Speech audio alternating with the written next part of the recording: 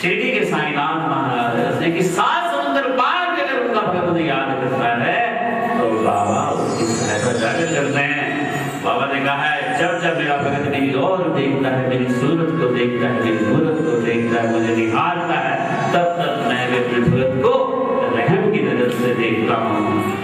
अरे जब हम किसी को आशापूर्ण निगाह से देखेंगे तो हमें देखेगा। बाबा कहते हैं तुम मेरी तरफ नहीं देखोगे मैं तुम्हें कैसे देखूंगा। इसलिए आओ बच्चों मेरे पास आओ, तुम्हें क्या चाहिए सब कुछ दूंगा। बाबा ने वचन दिया है कि कोई भगत मेरे लिए अगर एक कदम भी अगर कोई चल कर आएगा तो मैं उसके लिए 10 कदम चल कर आऊंगा। तो 1 रुपया मेरे निमित्त खर्च करेगा, किसी भूखे को अन्न खिलाएगा, नंगे को वस्त्र देगा, रोगी को दवाई देगा, कथा करेगा, कीर्तन करेगा, मैं उसको 100 गुना वापस करके बताऊंगा। इसलिए साईं कभी रखता नहीं है। साईं भले फकीर रहा, अरे बाबा के पास जितना भी धन आता था सब अगले दिन बांध देते थे, फिर फकीर हो जाते थे। बाबा कहते थे फकीर अव्वल बादशाही अमीरी हाल धन चली जाएगी, लेकिन फकीर भाव ये नहीं कि धन देना, भाव ये कि धन होते हुए भी अपने को फकीर समझना, इस मोह माया के बंधन से छूटना। ये नहीं कि पैसा पड़ा है दबा हुआ और मांगने आ जाए तो उसको रोटी ना खिलाओ। क्या उस धन का करना, क्या उस पैसे का करना। तुम्हारे सामने कोई तड़प रहा है उसे दवाई नहीं तुम दे सकते तो क्या उस पैसे का। इसलिए फकीर की तरह, फकीर यानी कि सब कुछ होते हुए भी जो अपना जीवन साधारण जीता है, न गम करता है न खुशी करता है, अपने आप में मस्त रहता है, भगवान में भजन में लीन रहता है, प्रभु में लीन रहता है। बाबा कहते हैं मैं साक्षात वास करता हूँ, साथ रहता हूँ, पास रहता हूँ।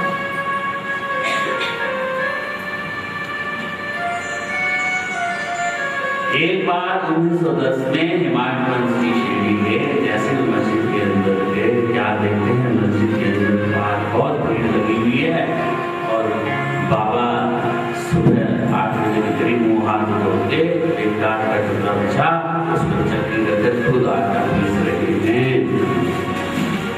इस दृश्य को देखकर शिरडी वाले हैरान, अरे देखते हम बाबा बहुत से लग रहे, जो भी देखो शिरडी से बाजार से मस्जिद की भीड़ भागने लगी, मस्जिद में भीड़ लग गई, लेकिन किसी की हिम्मत नहीं पूछे बाबा को, अरे बाबा ये क्या कर रहे हो। किसी की हिम्मत नहीं। बाबा तो कभी गुस्सा इतना हो जाता था ना पता नहीं लगता था, और बाबा कहते थे मुझे तो पता ही नहीं गुस्सा कब आया, मैंने किसको कहा, मैंने कब कहा, मुझे नहीं मालूम। इसलिए किसी की हिम्मत नहीं बनी कि बाबा को पूछ सके ये क्या कर रहे हैं। लेकिन कुछ भगत ऐसे होते हैं तो किसी के नजदीक होते हैं वो हिम्मत रख लेते हैं, चंदेल में कहीं पकड़ सकते हैं।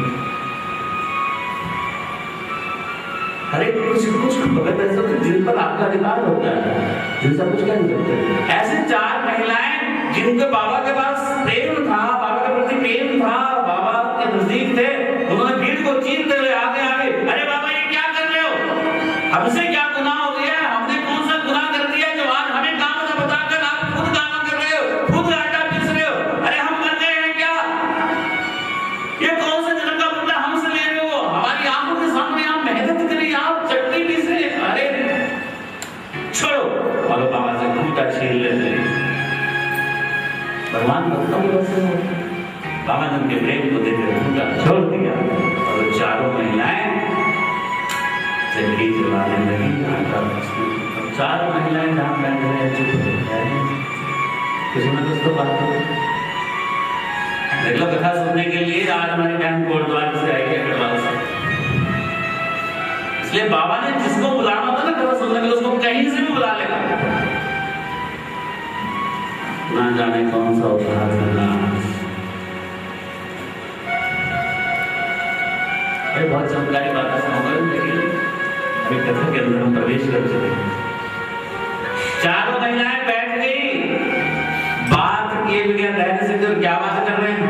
अरे बाबा ने शादी का क्या करना, ना बाल ना बच्चे ना लेना ना देना न बुला के न पीछे तो खाने को मिलता है, भिक्षा मांग लेते हैं। अरे ये आटा हमें तो देना होगा, लो अपनी नामी में लेना, ये आटा हमें देना हो, क्या करना है?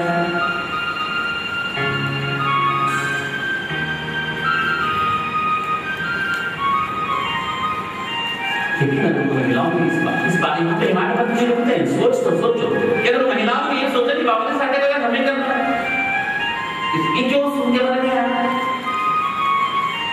अरे भगवान अपने बच्चों ने तो बांटने में भगवान ने क्या करना? जो कुछ उनका वो हमारा, जो हमारा वो उनका, उसी की बात सुनना है।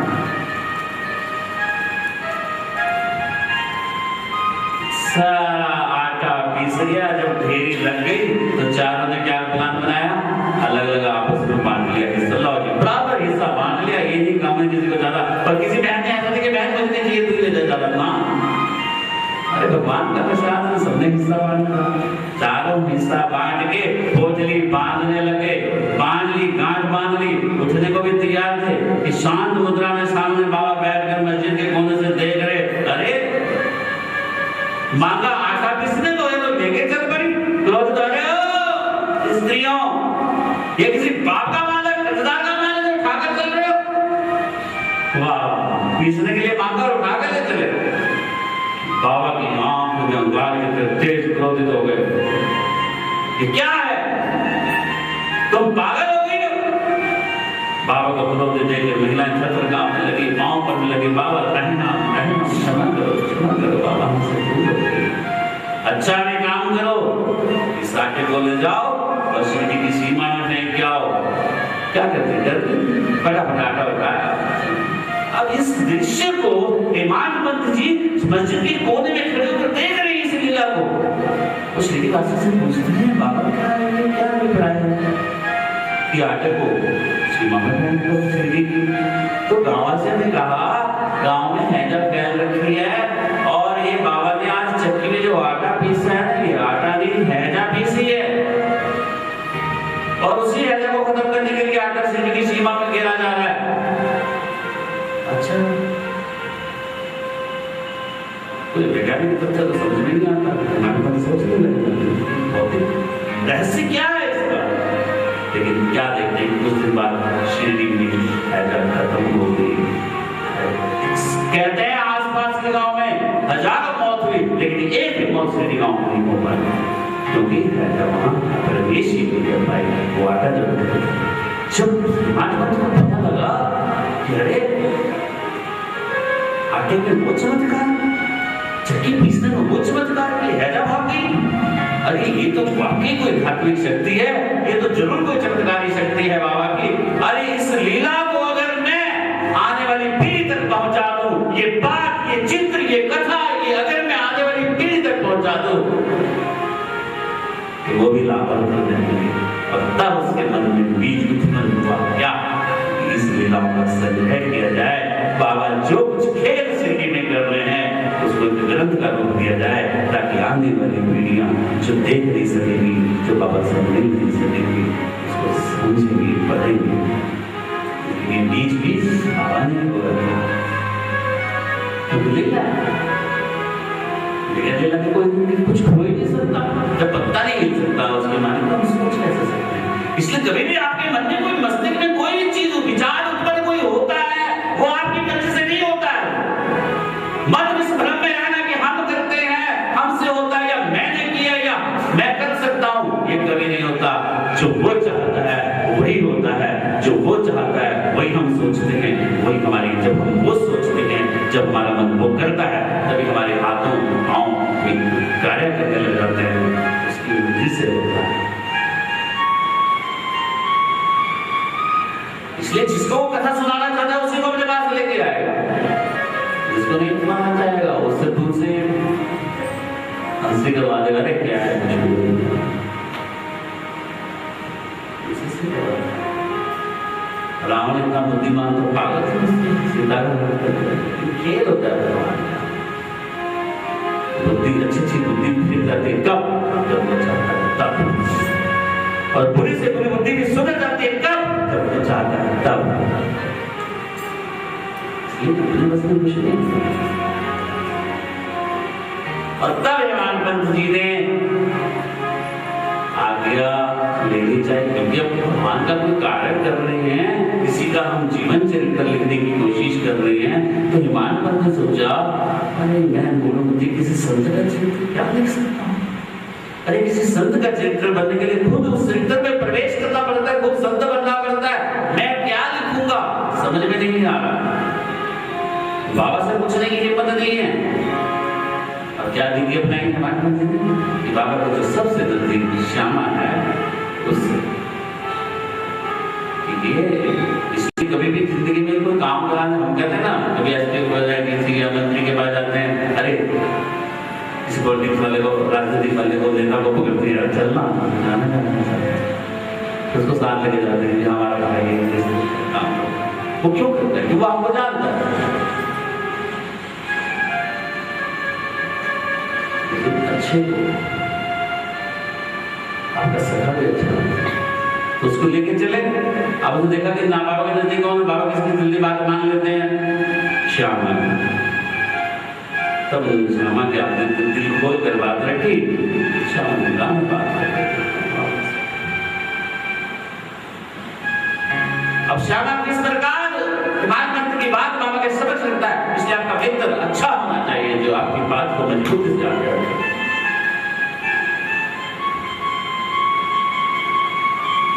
मित्र, सहेली, दोस्त उसको बनाओ जो आपकी बात समझ सके, आपकी भावना समझ सके। श्यामा ने भावना समझ ली हेमान पंत की कि बाबा का चरित्र लिखना चाहता है, बाबा का अच्छा कार्य करना चाहता है। क्योंकि जो जिसका हितैषी होगा वो तो यही सोचेगा कि वो उसका हितैषी है कि नहीं।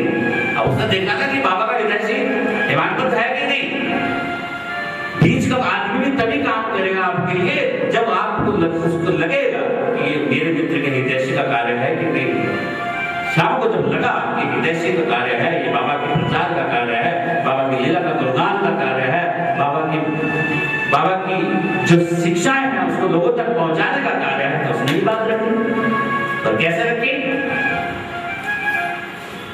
बाबा ये भाव आपका जीवन चरित्र लिखना चाहता है, लीलाएं संग्रह करना चाहता है, आप मना मत करना।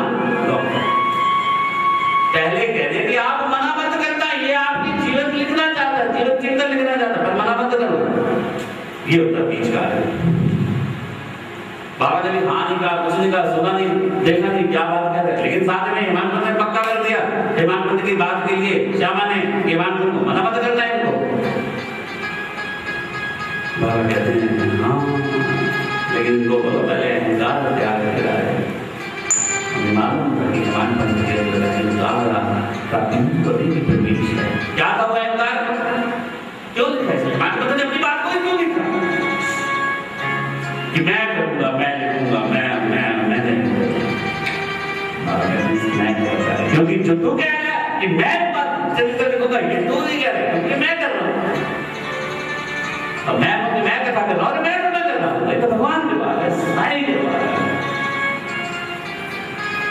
इसलिए मैंने आज मैं 10वीं कथा में प्रवेश करेगा, लेकिन जितने भी कथा है मैंने कभी कोशिश नहीं, कितने लोग आएंगे, कौन बैठेगा, कौन करेगा, कहां से सहना आएगी, नहीं मैं क्यों करूं, कि मैं क्यों सोचूं जब उसका है, मेरा तो कुछ नहीं।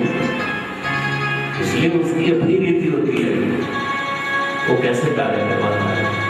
इसलिए मैंने तो उससे सवाल का संकल्प बस ये तो वहां पहुंचना है जलवायु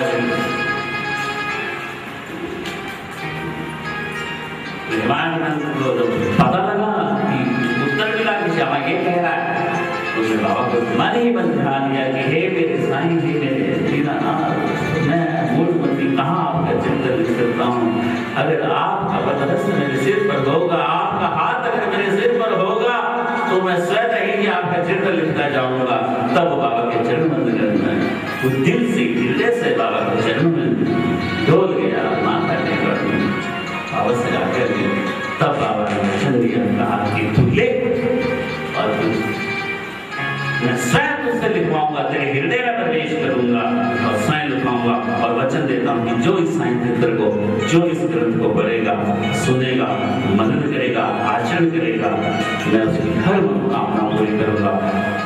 और बाबा का ये वचन बहुत पक्का है और बाबा आज इस वचन को निभा रहे हैं। जो भी 7 दिन के अंदर साईं चरित्र को पढ़ता है, सुनता है, बाबा की कथा को सुनता है, बाबा की लीला को सुनता है, उसने जो भी कथा में मांगा उसे मिला है। और ये प्रत्यक्ष प्रमाण मैंने अपनी 9 कथाओं, पिछली 9 कथाओं में काल का पिंजर बद्री गुजरात में देखा है कि जहां जिसने जिस कथा में मांगा है उसे मिला है। इसलिए आप इन कथाओं को सुने और जो भी इन कथा के बीच में आप माँ बाबा से मांगेंगे, बाबा को जरूर मनोकामना पूरी करिए। ऐसे मैं बाबा से मनोकामना करता हूँ, बाबा से आशा करता हूँ, बाबा से विनती करता हूँ कि मेरी कथा सुनाने का भी तभी सफल होगी जब भक्तों का उद्धार होगा, जब तेरे भक्तों का उद्धार होगा, जब पूरी मनोकामना। तो इस पूरी कथा को भजन के रूप में कैसे बनाया, इसको याद कर लेना। उठ प्रातः एक दिन मंदिर, उठ प्रातः एक दिन मंदिर, पीछे आना बाबा। उठ प्रातः एक दिन मंदिर, पीछे आना बाबा। उठ प्रातः एक दिन मंदिर, पीछे आना बाबा।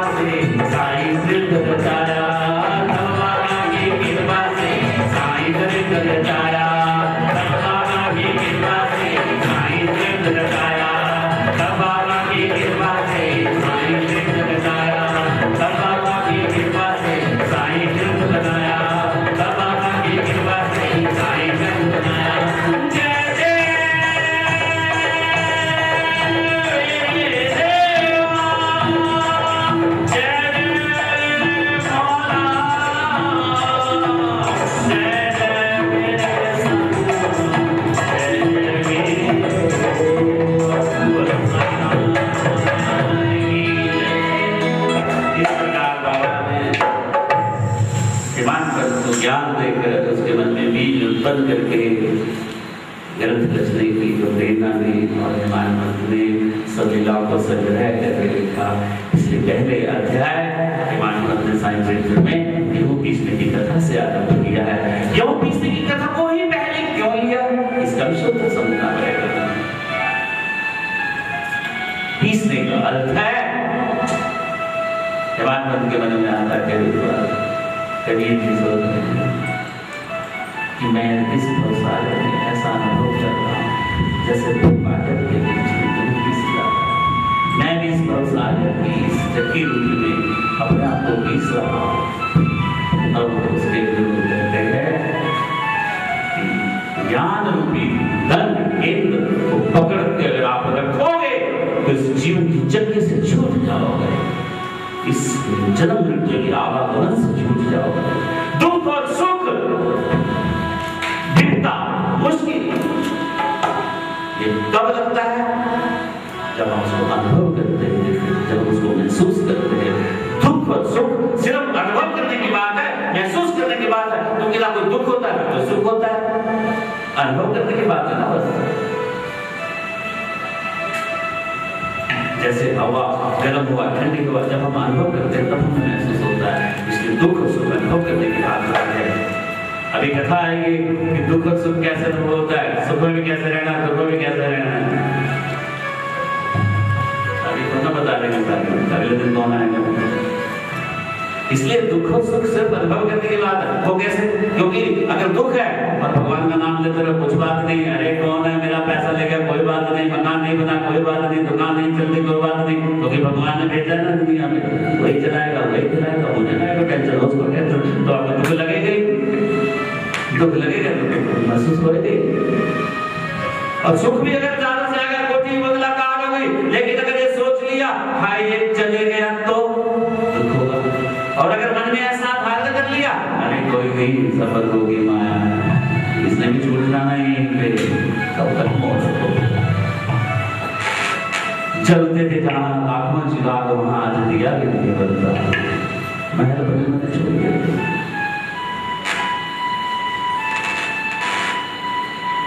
इसलिए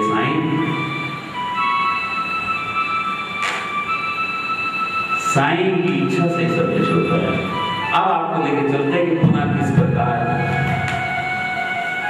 साईं दोबारा प्रकट हुए और कैसे। धूपगांव का एक चांद बाटी मुसलमान धूपगांव का अधिकारी था। एक बार औरंगाबाद जब जा रहा था तो रास्ते में उसकी थोड़ी सी खो गई और उसकी जीव कांधे पर लटका कर मायूस होकर भटकता हुआ चलता जा रहा है। इतने में एक आम के पेड़ के नीचे एक फकीर बैठा है, सिर पर टोपी, देखने में मुसलमान लग रहा है।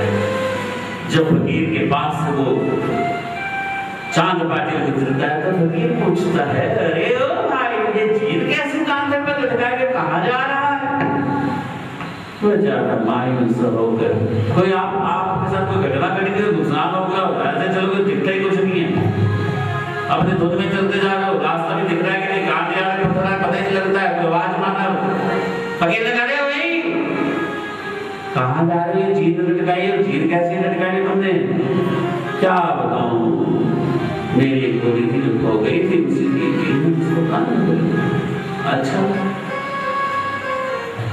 थोड़ा नाले की ओर तो देख। जैसे ही वो नाले की ओर देखता है, गोली उसकी घास लग गई।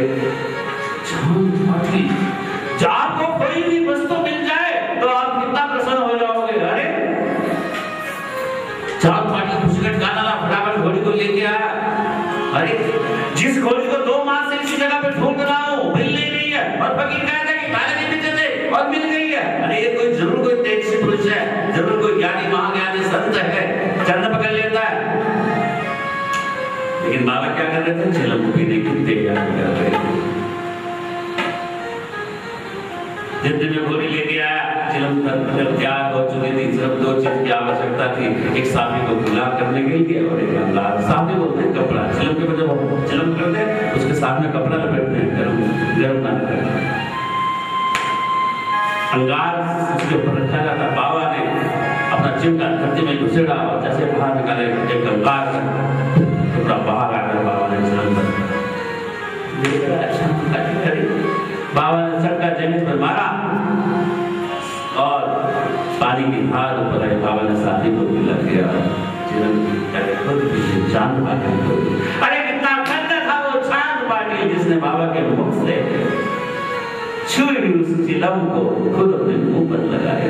और क्या चिलम, क्या कुमार उस मिट्टी का भाग्य था, उस कुमार का क्या भाग्य था जिसने भगवान के लिए उस चिलम को बनाया था। चांद बाटी विनती करता है फकीर को चलने के लिए, क्या बोले मेरे घर चलोगे? मुझे बहुत खुशी होगी। अगले दिन फकीर बाबा के साथ चांद पाटिल के साथ उसके गांव हो जाता है। कुछ दिन के बाद उसके भतीजे की शादी, जो शिरडी गांव जानी थी, तैयारी करते हैं और बाबा को भी साथ में चलते हैं शिरडी। जैसे शिरडी में बारात पहुंचती है, बाबा भी साथ में बैठते हैं। सारी बैलगाड़ियां खंडोबा मंदिर के आगे खोल दी जाती हैं। सभी बराती जो नीचे उतर रहे होते हैं तो बाबा की बैलगाड़ी से जब उतर रहे होते हैं तो महलसपति जो पुजारी था खंडोबा मंदिर का, पौड़ियों पर खड़े थे, सीढ़ियों पर खड़े थे। एक फकीर को उतरता देख उनके मुख से निकलता है, ओ साईं। जैसे वो उस फकीर को साईं कहता है, सब लोग उसे साईं कहते हैं। और मेरे फकीर का नाम पड़ गया साईं और शिरडी गांव का नाम था इसलिए पड़ गया शिरडी के साईं। ओ साईनाथ महाराज की जय। ओम अनंत कोटि ब्रह्मांड नायक राजाधिराज योगीराज परम श्री सच्चिदानंद सद्गुरु साईनाथ महाराज के। ओम साईं नमो नमः। कहते हैं बारात तो वापिस चली गई, लेकिन बाबा ने शिरडी इतनी प्यारी लगी कि फिर कभी वापिस नहीं गए और जीवन भर तो शिरडी में ही रहे और शिरडी वासियों का धन उद्धार किया और सारे संसार का उद्धार किया। बोलो साईनाथ महाराज।